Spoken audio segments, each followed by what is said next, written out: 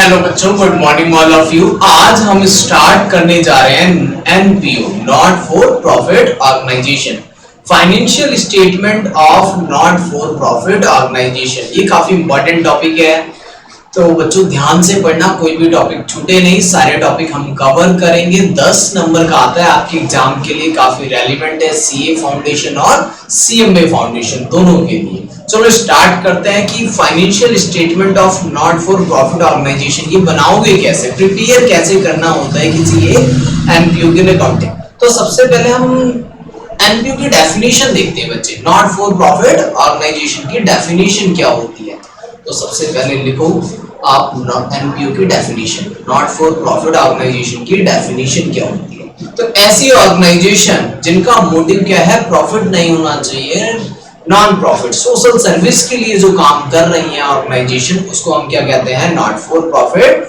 Organisation. तो इसकी definition क्या बनेगी, डेफिनेशन एक बार लिखते हैं यहाँ पर, ठीक है। ऑर्गेनाइजेशन which is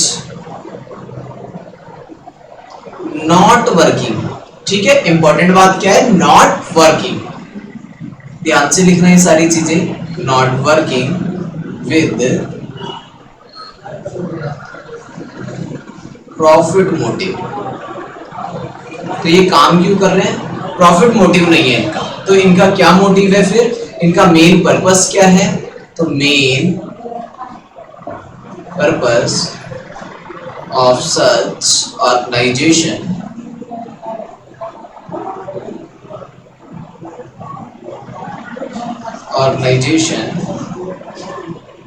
is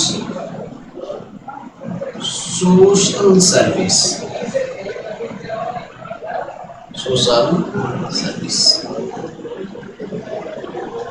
ठीक है।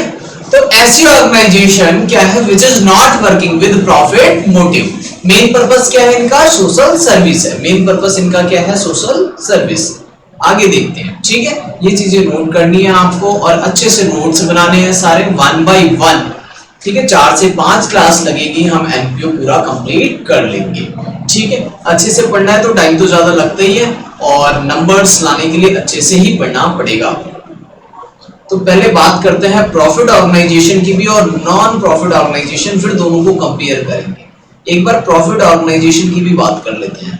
तो जो प्रॉफिट ऑर्गेनाइजेशन होती थी हमारी, प्रॉफिट अर्निंग वाली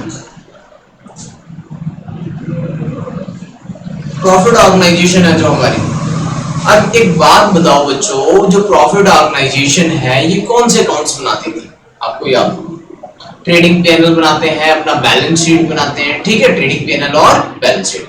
अब प्रॉफिट ऑर्गेनाइजेशन होती क्या है, मार्केट में जो कंपनी है सोल प्रोप्राइटरशिप है, sole proprietorship, partnership, partnership form, ठीक है। Sole proprietorship form, partnership form, इसके अलावा कंपनीज, ये सारी चीजें क्या है, हमारी प्रॉफिट ऑर्गेनाइजेशन है। तो नॉन प्रॉफिट ऑर्गेनाइजेशन क्या होंगी, नॉन प्रॉफिट ऑर्गेनाइजेशन, तो ऐसी ऑर्गेनाइजेशन जो प्रॉफिट के लिए काम नहीं कर रही, उनको हम क्या बोलेंगे, नॉट फॉर प्रॉफिट ऑर्गेनाइजेशन। तो क्या ये भी सोल प्रोप्राइटर्स होती है हमारी, जो नॉट फॉर प्रॉफिट ऑर्गेनाइजेशन है, यस ये सोल प्रोप्राइटर होती है। क्या पार्टनरशिप फॉर्म भी होती है, नो, पार्टनरशिप फॉर्म नहीं हो सकती, क्योंकि पार्टनरशिप फॉर्म की बच्चे डेफिनेशन क्या होती है, पार्टनरशिप फॉर्म में जब कभी भी 2 और मोर पर्सन काम करते हैं with a profit motive, agreed करते हैं रेशियो बांटने के लिए प्रॉफिट और लॉस का, तो प्रॉफिट मोटिव के लिए ही होता है। तो इसका मतलब एनपीओ पार्टनरशिप फॉर्म की फॉर्म में नहीं हो सकता, राइट। तो सोल प्रोप्राइटर की फॉर्म में हो सकता है, कंपनी की फॉर्म में हो सकता है एनपीओ, ठीक है। तो कंपनी की फॉर्म में हो सकता है और सोल प्रोप्राइटरशिप की फॉर्म में हो सकता है। अब एनपीओ अकाउंटिंग करेगा कैसे, ये कौन कौन से अकाउंट्स बनाएगा, आपको ये ध्यान रखना है कि जो हमारा नॉट फॉर प्रॉफिट ऑर्गेनाइजेशन है ये बुक्स ऑफ अकाउंट कैसे बनाते हैं। तो चलो आगे बात करते हैं, धीरे धीरे आगे चलते हैं अपने एनपीओ की तरफ। तो नॉट फॉर प्रॉफिट ऑर्गेनाइजेशन में आपको कौन कौन से अकाउंट्स प्रिपेयर करने हैं, सबसे ज्यादा इंपॉर्टेंट ये है हमें, क्योंकि एग्जाम में मार्क्स लाने और एग्जाम में मार्क्स कैसे आएंगे, जब आपको अकाउंट्स बनाने आएंगे, अच्छे से सॉल्व करना आएगा क्वेश्चन को। तो सम कैसे सॉल्व करेंगे, क्या क्या टॉपिक्स है, 1 बाय 1 देखते हैं। तो देखो बच्चों, सबसे पहले क्या करना है इसमें, एक मिनट, हाँ ठीक है। तो सबसे पहले एनपीओ में कौन सा अकाउंट्स बनता है, तो सबसे पहले बात करेंगे हम इस चैप्टर में रिसिप्ट एंड पेमेंट अकाउंट की। Receipt and payment account,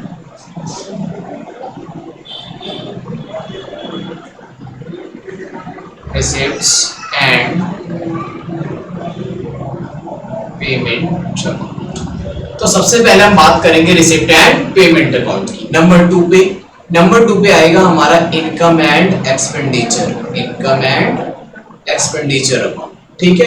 third one is balance sheet. जैसे बैलेंस शीट आप ट्रेडिंग पीएनएल के बाद बनाते थे प्रॉफिट ऑर्गेनाइजेशन के अंदर, वैसे ही यहाँ पर भी बनाओगे। तो रिसिप्ट एंड पेमेंट अकाउंट के फीचर देखते हैं, इनकम एंड एक्सपेंडिचर के भी देखते हैं, फिर बैलेंस शीट के देखते हैं कि ये होता क्या है। Receipt and payment same cash book जैसा होता है, सेम एज कैश बुक। अगर मैं बात करूं कैश बुक जो हमने पढ़ी थी पहले, तो same as cash book. Cash book में क्या करते थे बच्चे, आप डेबिट साइड में जब कैश रिसीव होता था तो डेबिट साइड में रिकॉर्ड करते थे, वैसे ही यहाँ पर रिसिप्ट में रिकॉर्ड करना है। चाहे कैपिटल नेचर की पेमेंट रिसीव हो रही हो या फिर, ठीक है, कैपिटल नेचर हो या फिर रिवेन्यू नेचर हो, किसी भी नेचर की पेमेंट जो रिसिप्ट में लिखेंगे, रिसीव होते टाइम पेमेंट में क्रेडिट साइड में एंट्री करेंगे। डेबिट साइड में रिसिप्ट और क्रेडिट साइड में पेमेंट। अभी हम ये बनाते भी हैं, रिसिप्ट एंड पेमेंट का फॉर्मेट बनाएंगे, फिर देखते हैं रिसिप्ट एंड पेमेंट कैसे बनता है। और इनकम एंड एक्सपेंडिचर, जो प्रॉफिट ऑर्गेनाइजेशन फॉर्म है बच्चे, वो क्या बनाती है, profit and loss trading account, profit and loss account. But not for profit organisation है तो पीएनएल नहीं कह सकते हम, इसका क्या कहेंगे, इनकम एंड एक्सपेंडिचर अकाउंट। और लास्ट वन क्या बनाएंगे हम, बैलेंस शीट बनाएंगे। चलो बच्चों फिर आगे लिखते हैं इसमें थोड़ा सा रिसिप्ट एंड पेमेंट अकाउंट्स के बारे में। तो सबसे पहला टॉपिक है हमारा receipt and payment account. Receipt and, तो जी 3 आइटम्स बनाने हैं आपको इसके अंदर, 3 अकाउंट्स बनाने हैं, रिसिप्ट एंड पेमेंट और income and expenditure. Last one is a balance sheet. तो रिसिप्ट एंड पेमेंट अकाउंट के बारे में देखते हैं सबसे पहले। अभी मैंने आपको बताया ये क्या है, बिल्कुल कैश बुक की तरह है, ठीक है। तो इसका फर्स्ट अगर मैं बात लिखूं तो it is a summary, it is the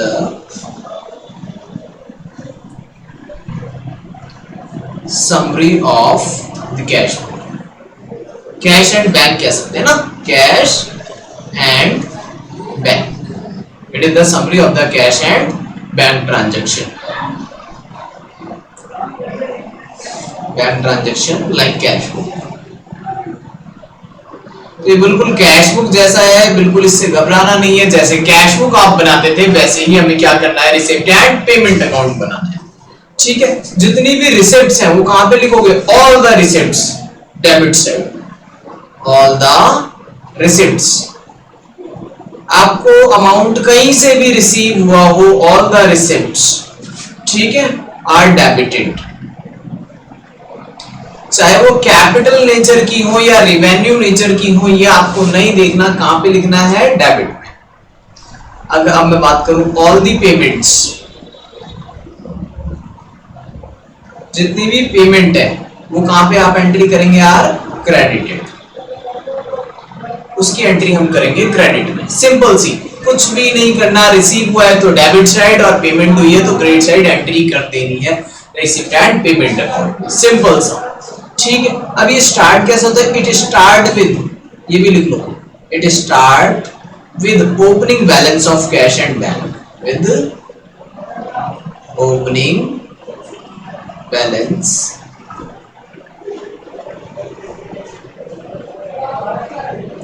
ठीक है, डेबिट साइड। अगर पॉजिटिव बैलेंस होगा तो डेबिट साइड आएगा, नेगेटिव बैलेंस होगा तो क्रेडिट। तो एंड कैसे होगा, एंड भी बैलेंस ही होगा, स्टार्ट भी बैलेंस होगा और एंड भी बैलेंस होगा। जो बैलेंस बीडी होगा वो ओपनिंग बैलेंस होगा और जो बैलेंस बीडी आएगा वो हमारा, ठीक है, वो क्लोजिंग बैलेंस होगा। ठीक है बच्चों, आगे देखते हैं।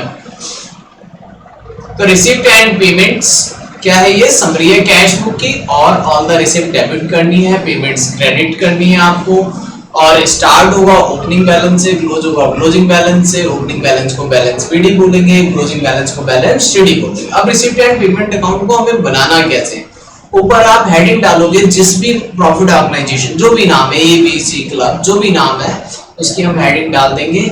ठीक है, डेबिट साइड में आपको लिखना है यहाँ पर रिसिप्ट्स और अमाउंट, और यहाँ पर आप लिखेंगे पेमेंट्स और इधर भी अमाउंट। ये हो गई हमारी डेबिट साइड, ये हो गई हमारी क्रेडिट साइड। अब इसमें एंट्री कैसे फीड करनी है, एंट्री में सबसे पहले आप लिखेंगे to balance PD, to balance PD, opening balance जो भी होगा, ओपनिंग बैलेंस कैश का या बैंक का जो भी अवेलेबल है वो यहाँ पर हम लिख देंगे। कैश विद बैंक होगा या कैश इन हैंड होगा, दोनों बैलेंस यहाँ पर आप लिखोगे। अभी मैं आपको दिखा दूंगा ये आपके मॉडल में किस तरीके से है। ठीक है, अभी हम मॉडल भी पढ़ेंगे तो वहां से देखेंगे। और अमाउंट आएगा कहां से, एंट्रेंस फीस, एंट्रेंस फीस से अगर मिले तो वो डाल दो। कहीं से डोनेशन मिल गई, नॉट फॉर प्रॉफिट ऑर्गेनाइजेशन है तो ऐसी ऑर्गेनाइजेशन को डोनेशन भी मिलती है, डोनेशन की एंट्री कर देंगे। या फिर सेल ऑफ स्क्रैप या sale of any assets, sale of assets, scrap कुछ भी बेच के इनको अमाउंट अगर कहीं से रिलाइज होता है तो अमाउंट कहीं से भी रिसीव होता है तो वो हमें रिसिप्ट में लिखना है, वो कैपिटल नेचर का हो या फिर रेवेन्यू नेचर का हो। मेंबरशिप फीस मिलती है इनको तो मेंबरशिप फीस, ठीक है, अगर मेंबरशिप फीस रिसीव होती है तो वो एंट्री हम यहाँ पर डाल देंगे। अब पेमेंट में बच्चे क्या क्या डालना है, पेमेंट एक ऑर्गेनाइजेशन है जो सोशल सर्विस के लिए काम करती है, वो पेमेंट क्या करेगी, कुछ एम्प्लॉय रखे होंगे तो उनको salary and wages, salary and wages, ठीक है, जो भी पेमेंट्स है वो हम डाल देंगे। कोई एसेट्स खरीदा है तो बाई एसेट्स, अगर एसेट्स परचेज किया है इन्होंने तो आप एंट्री क्या डाल दोगे, बाई एसेट्स। इसके अलावा कोई और एक्सपेंस है तो वो डाल देंगे, रेंट हो सकता है, ठीक है, टैक्स हो सकते हैं या फिर कोई बैंक चार्जेस वगैरह हो सकते हैं, ठीक है, तो कोई भी खर्चा हो सकता है, जो भी है वो सारी चीजें हम यहाँ पर डाल देंगे। कमीशन हो सकता है, कोई पेवेलियन वगैरह, कोई कंस्ट्रक्शन करते हैं पेवेलियन वगैरह के खर्चे दिए होते हैं क्वेश्चन में जनरली, तो वो सारे खर्चे हम यहाँ पर डाल देंगे। और जो बच जाएगा कैश हम उसको बोलेंगे by balance CD. Closing balance को आप क्या बोलोगे, बाई बैलेंस सीडी। इस तरीके से फिर इसका टोटल लगा देंगे, जो भी क्लोजिंग बैलेंस होगा वो हम एंट्री में यहाँ पर फीड कर देंगे।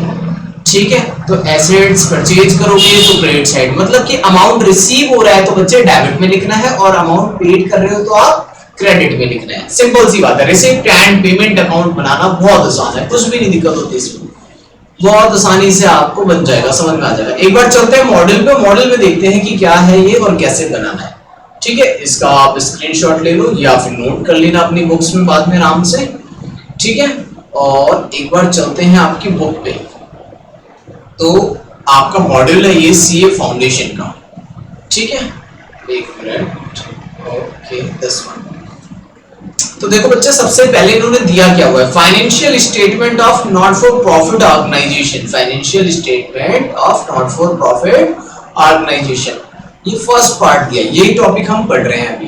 क्या करना है, receipt and payment account equivalent to cash book.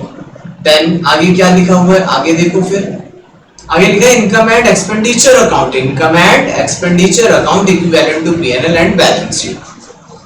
कुछ लिखा हुआ है डोनेशन, एंट्रेंस, एडमिशन, सब्सक्रिप्शन। ठीक है, हमने सब्सक्रिप्शन नहीं लिखा, जनरली सब्सक्रिप्शन भी एक इंपॉर्टेंट इनकम होती है एनपीओ की, सब्सक्रिप्शन इज वेरी इंपॉर्टेंट। ठीक है, जितने भी मेंबर्स होंगे ऑर्गेनाइजेशन के अंदर एनपीओ में, जितने भी मेंबर होंगे एनपीओ में, नॉट फॉर प्रॉफिट ऑर्गेनाइजेशन के अंदर बच्चे, ठीक है, जैसे है ना नॉट फॉर प्रॉफिट ऑर्गेनाइजेशन, इसके अंदर जितने भी लोग होंगे वो हर साल कुछ ना कुछ मेंबरशिप फीस देंगे, वो सब्सक्रिप्शन फीस टाइप का।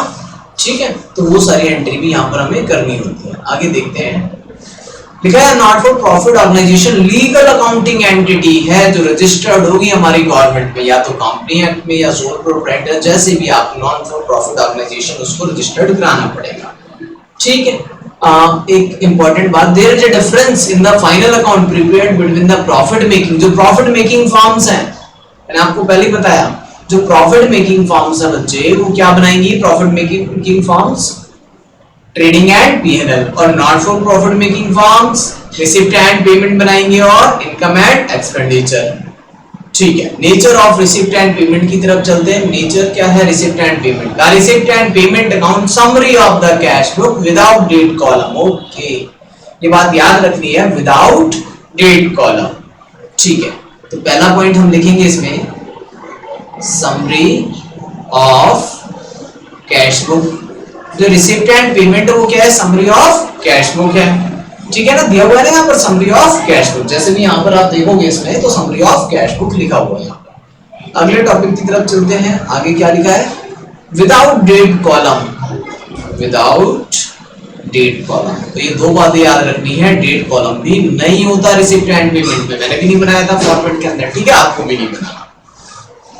ठीक है, आगे लिखा है adopted by not for profit making concern such as hospitals हो सकते हैं, club, society, temples, church, for presenting the receipts and payment periodicals together with the cash balance at the beginning और एंड, सारी चीजें।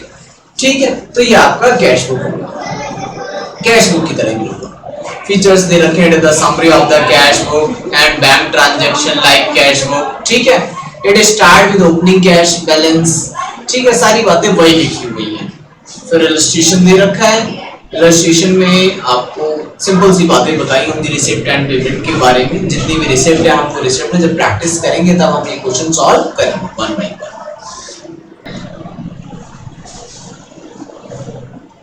ठीक है बच्चों, आगे देखते हैं हम। ठीक है, यहाँ तो हमने रिसिप्ट एंड पेमेंट देखा कैसे बनाते हैं receipt and payment. Receipt and payment के बाद अगर मैं आगे चलूं, आगे देखो आगे क्या है? Income and expenditure. तो इनकम एंड एक्सपेंडिचर डिस्कस करते हैं, फिर बुक पे आएंगे।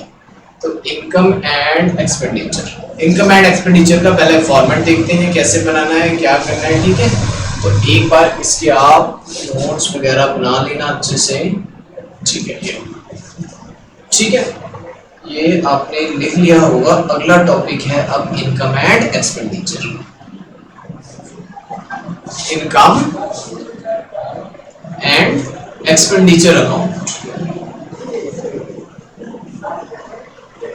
Expenditure account. तो इनकम एंड एक्सपेंडिचर अकाउंट बनता कैसे? इनकम एंड एक्सपेंडिचर, इसमें सबसे पहले income and expenditure account same as, लिखो इसमें the income and expenditure account same as. ठीक है, सेम बिल्कुल सेम नहीं होता बट लिख रहे हैं हम फिर भी सेम एज, इक्विवेलेंट कह सकते हैं इसको। ठीक है ना, same as to the profit and loss, समझने के लिए कि प्रॉफिट एंड लॉस जैसा ही होगा जिससे हम इनकम या फिर एक्सपेंडिचर, इसमें जब इनकम एंड एक्सपेंडिचर बनाएंगे तो यहाँ पर सरप्लस निकलेगा प्रॉफिट की जगह, और लॉस होगा तो हम उसको लॉस नहीं बोलेंगे बच्चे, डेफिसिट बोलेंगे। ठीक है, तो सेम ये पीएनएल जैसा ही है बिल्कुल वैसे, बट जब प्रॉफिट मेकिंग कंसर्न्स बनाते हैं तो वो क्या बोलते हैं? Trading and PNL. But not for profit making concerns NPO जब अकाउंट्स बनाते हैं तो क्या प्रेजेंट करते हैं इसको? Income and expenditure account, simple सी बात। ठीक है, अब इनकम एंड एक्सपेंडिचर में ओनली रिवेन्यू आइटम डालने हैं, कैपिटल नेचर वाले मत डालना। रिवेन्यू रिसिप्ट्स और revenue payments means revenue income और रिवेन्यू एक्सपेंसेस दोनों रिवेन्यू नेचर वाले ही होने चाहिए। रिवेन्यू इनकम कहाँ पे डालोगे आप? इनकम साइड में, क्रेडिट में। और जो रिवेन्यू नेचर के एक्सपेंस होंगे, ठीक है, उसे हम कहाँ पर डालेंगे? डेबिट साइड में। एक्रूवल बेसिस फॉलो होगा या नहीं होगा याद रखना है आपको। जितने भी नॉट फॉर प्रॉफिट एनपीओज हैं, नॉट फॉर प्रॉफिट ऑर्गेनाइजेशन है, ये एक्रूवल प्रिंसिपल को ही फॉलो करते हैं। एक्रूवल प्रिंसिपल, एक्रूवल प्रिंसिपल पे ही हमें काम करना है, जैसे आप ट्रेडिंग एंड पीएनएल में करते थे सेम वैसे ही। ठीक है, एक्रूवल प्रिंसिपल पे ही आप काम करेंगे। तो इसका भी फॉर्मेट देखते हैं। ठीक है बच्चों, तो मैंने ये फॉर्मेट ड्रॉ कर लिया। आगे देखते हैं इसमें कैसे बनाना है इनकम एंड एक्सपेंडिचर। तो इनकम एंड एक्सपेंडिचर के लिए आपको क्या करना है? डेबिट साइड में, पहले कहाँ पे? डेबिट साइड में आपको, ठीक है, डेबिट साइड में आपको इनकम एंड एक्सपेंडिचर, डेबिट में जितने भी हमारे खर्चे हैं, एक मिनट, ये यहाँ पर डेबिट में हम बात करेंगे एक्सपेंडिचर की और क्रेडिट में हम बात करेंगे इनकम्स की। तो इनकम क्रेडिट में लिखनी है आपको और डेबिट में सारे खर्चे लिखने हैं। ऊपर हम हेडिंग डाल देंगे income and expenditure account, income and expenditure account, ऊपर हेडिंग डाल देंगे। अब खर्चे क्या क्या होते हैं, ठीक है, जो जो खर्चे होंगे एक ऑर्गेनाइजेशन के, उस सारे खर्चे यहाँ पर आप डाल दोगे। डेबिट साइड में सारे खर्चे, सैलरी दी है वो भी डाल दो अप्रूवल बेसिस पे, ठीक है, जैसे आप अपने ट्रेडिंग पीएनएल में डालते थे वैसे ही यहाँ पे भी ट्रांसफर कर देंगे सैलरी। रेंट हमने दिया है वो भी डाल देंगे, ठीक है, और कोई फेयर वगैरह की पेमेंट करी है, फेयर हमने पेमेंट करा है तो वो भी यहाँ पर डाल देंगे। रिपेयर वगैरह कराई है, रिपेयर की एंट्री भी इधर डाल देंगे। तो जितने भी खर्चे हैं वो सारे खर्चे वन बाय वन। डेप्रिसिएशन लग रहा है किसी एसेट्स पे तो डेप्रिसिएशन वो भी यहाँ पर आपको वर्क कर देना है, डेप्रिसिएशन भी, ठीक है। तो वन बाय वन आप सारे खर्चे यहाँ पर ट्रांसफर करोगे। लेकिन किसी एसेट्स को अगर बेचोगे उस पे लॉस हुआ है, loss on sale of any assets, loss on sale of assets, तो वो भी यहाँ पर ट्रांसफर करना है, ठीक है। ऐसे ही अगर प्रॉफिट हो गया है तो उसको क्रेडिट साइड में डालेंगे। Profit on sale of assets है तो कहां पे डालेंगे उसको, credit side. Profit on sale of assets, आपने कोई एसेट्स बेची उस पे प्रॉफिट हो गया, ठीक है, तो वो हम कहां पे डालना है, क्रेडिट साइड, क्रेडिट साइड। बाकी क्रेडिट साइड में और क्या क्या इनकम आती है, सबसे पहले आपको लिखना है सब्सक्रिप्शन, मेन इनकम है ये, ठीक है। एनपीओ की मेन इनकम होती है सब्सक्रिप्शन। इसको हम नेक्स्ट क्लास में जब हम प्रैक्टिस करने आएंगे तो सब्सक्रिप्शन को समझेंगे, फिर एक्सपेंसेस को समझेंगे, फिर वन बाय वन, ठीक है। अभी जस्ट आपको फॉर्मेट्स ड्रॉ करने हैं आज के लिए। तो सब्सक्रिप्शन इनकम, डोनेशन अगर कहीं से मिली है तो डोनेशन यहाँ पर पुट कर देना, डोनेशन, ठीक है। या फिर कोई और डिविडेंड वगैरह मिला है, डिविडेंड है, इंटरेस्ट रिसीव है, रेंट रिसीव है, ठीक है। तो वो सारी चीजें जो हमारी इनकम होती है, रेंट रिसीव, कमीशन रिसीव, ये सारी चीजें, रेंट रिसीव हो सकता है, ठीक है। या फिर कोई एंटरटेनमेंट, कोई फंक्शन किया, एंटरटेनमेंट प्रोग्राम किया, वहां से कुछ इनकम आ गई। तो इस तरह की चीजें जितने भी इनकम्स हैं वन बाय वन आपको क्रेडिट साइड में इनकम में दिखानी है, और जितने भी खर्चे हैं बच्चे वो कहां पे दिखाने हैं, डेबिट साइड में। सारे खर्चे वन बाय वन डेबिट में पुट करने हैं, ठीक है बच्चे। तो आगे चलते हैं, देखते हैं आगे क्या है इसमें। जब आप इसका टोटल करेंगे डेबिट साइड और क्रेडिट साइड का, अगर बैलेंस डेबिट में ही निकले, अगर बैलेंस देखो यहाँ पर अगर बैलेंस निकलता है तो हम उसको बोलेंगे सरप्लस। इसको बोलते हैं हम income over the expenditure, income ज्यादा है एक्सपेंडिचर कम है, ठीक है, इनकम ओवर द एक्सपेंडिचर, इसको क्या बोलोगे, सरप्लस। अगर लॉस निकलेगा तो यहाँ पर हम लिखेंगे डेफिसिट, इसको बोलेंगे expenditure over the income. Simple सी बात है, अगर एक्सपेंस ज्यादा है हमारे तो लॉस होगा, दैट इज डेफिसिट। या फिर आप ऐसे भी लिख सकते हैं एक्सपेंडिचर ओवर द इनकम, ठीक है, जैसे मैंने यहाँ पर आपको दिखाया इसमें। और सरप्लस की बात करें, सरप्लस को हम क्या बोलते हैं, इनकम ओवर द एक्सपेंडिचर। अब आपके मॉडल पे चल के मैं आपको मॉडल में दिखाता हूँ कि किस तरीके से सारी चीजें दी हैं वन बाय वन, ठीक है।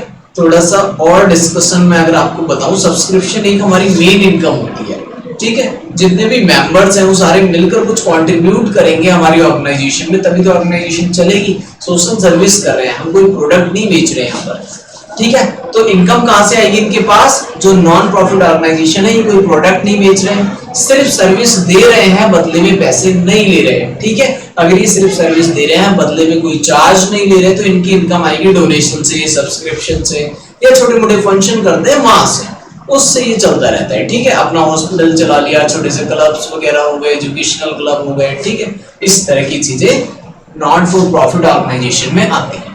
चलिए एक बार मॉडल पे चलते हैं और देखते हैं मॉडल में क्या क्या है हमारे पास। तो रिसिप्ट एंड पेमेंट और ये सारी चीजें, तो देखते हैं इनकम एंड एक्सपेंडिचर में क्या है, ठीक है। The income and expenditure account is equivalent to profit and loss. Profit making business, जैसे प्रॉफिट मेकिंग बिजनेस है वो पीएनएल बनाएंगे, नॉट फॉर प्रॉफिट मेकिंग क्या बनाएंगे, इनकम एंड एक्सपेंडिचर बनाएंगे, ठीक है। Not for NPO, not for profit organisation registered होती है कहां पर, सेक्शन 8 में। आपको याद रखना है, एक इंपॉर्टेंट टर्म्स हमें ये मिला, सेक्शन 8। सेक्शन 8 रजिस्ट्रेशन होता है इसके अंदर, नॉट फॉर प्रॉफिट ऑर्गेनाइजेशन का याद रखना। कंपनी एक्ट का सेक्शन 8 है जहां पर क्या करते हैं हम, एनपीओ को रजिस्टर्ड कराना पड़ता है, ठीक है। required to prepare their income and expenditure account and balance sheet as per the schedule 3 of the company act 2013. it is a revenue account prepare at the end, कब बनेगा, at the end of accounting period। एक तो काम की बात ये मिल गई हमें, at the end में बनेगा। और देखते हैं क्या है, पीरियड फाइंडिंग आउट क्या निकलेगा इसमें से, या तो सरप्लस निकलेगा, आपको ये याद रखना है सरप्लस, और दूसरा वर्ड क्या लिखा हुआ है देखो यहाँ पर, डेफिसिट। सरप्लस और डेफिसिट, सरप्लस और डेफिसिट के लिए हमने क्या किया, इनकम एंड एक्सपेंडिचर बनाया, ठीक है। It is prepare by matching expense against the revenue of that period concern. इस लाइन का मतलब है करंट ईयर के ही इनकम और एक्सपेंस को इनकम एंड एक्सपेंडिचर में डालना है। मान लो हमने पिछले साल सैलरी दी थी किसी एम्प्लॉय को, वो अभी नहीं आएगी इस बार के ट्रेडिंग इसमें इनकम एंड एक्सपेंडिचर में, अभी नहीं दिखाना, वो पिछले साल दिखाना था। सिर्फ इसी साल के रिसेंट के 12 मंथ के खर्चों को ही आप इसमें दिखाओगे, ठीक है। अब आगे चलते हैं, it is prepared by matching expense against the revenue of that period concern. Same period के एक्सपेंस होने चाहिए, सेम पीरियड की इनकम।